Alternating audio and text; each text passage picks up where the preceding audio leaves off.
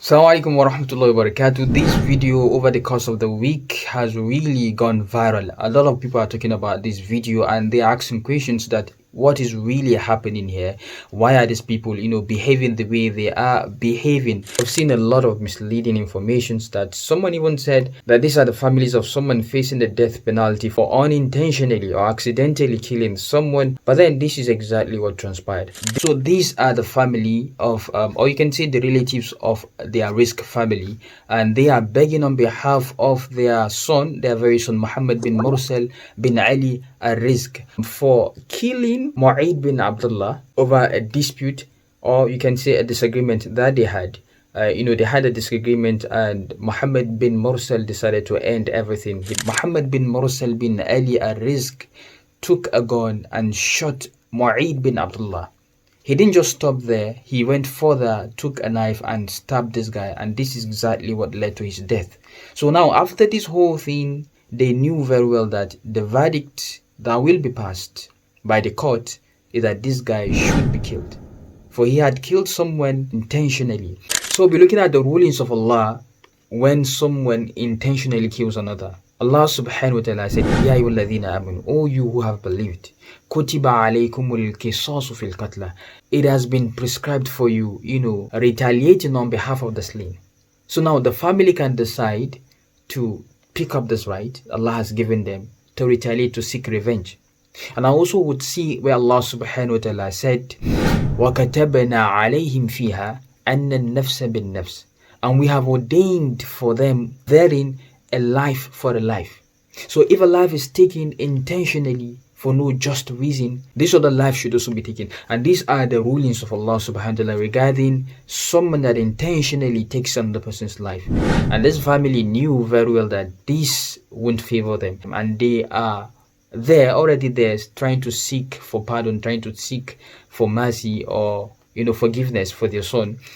You might ask, why, if these are the rulings of Allah subhanahu wa ta'ala, why are they trying to seek, for forgiveness if the boy can be spared and not executed? Allah subhanahu wa ta'ala had tried to be very fair. Allah subhanahu wa ta'ala further said in that same verse where he said, "Anna nafsa bin nafs," a life for a life. He further said, when you go down the verse, Allah subhanahu wa ta'ala said, فَمَنْ تَصَدَّقَ بِهِ, and whosoever decided to let go of this right. Allah has given you the right to seek revenge, but whosoever decide to let go of the right, then فَهُوَ كَفَّارَةُ اللَّهِ, then it is an expiation for them. So now these are the rulings of Allah subhanahu wa ta'ala. Allah has tried to make the whole thing fair. You either seek revenge or you pardon. And if you decide to pardon, then it is an expiation for you. And this is the kind of thing we don't see in the West. We've seen, people kill others for no just reasons. And this family, the family of the victim, seeking revenge, seeking, the capital punishment. But then their, wailings and all that will be ignored. And these guys will be given just a few years imprisonment or maximum life sentences. Or perhaps this is one of the reasons why I would see families in the West, deciding to take matters into their hands by, executing the perpetrators themselves. And we've seen these countless of times. However, Islam has decided to give you the choices. If you seek revenge, then revenge it is. And if you seek to forgive the person, then there's no problem, the person will be forgiven. But then the ruling of Allah remains. The person is meant to be killed, but however, if the family decide to forgive the person, then فَهُوَ كَفَّارَةُ اللَّهِ, it is expiation for them. But that fear of committing murder, knowing fully well that you will be killed if you do that, it is what would make a society, thrive. A society rid itself of crimes, violence, and murders. Recently a 17-year-old boy killed a 15-year-old girl just because she refused to be his girlfriend. He wakes up and decided to be, today is it. Today would be the last.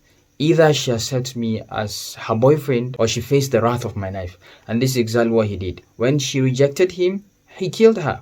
And this guy is there, safe and sound. Highest that this guy would get is life sentence. Who gives you the right to kill someone? Who gives you the right to kill someone when you never contributed in giving that person life? And these are things we don't see in the Middle East. These are things we don't see in Islamic countries, because they try to uphold the death penalty for whoever kills someone intentionally. So this is exactly what happened regarding the story that really went viral. With this I say assalamu alaikum wa rahmatullahi wa barakatuh.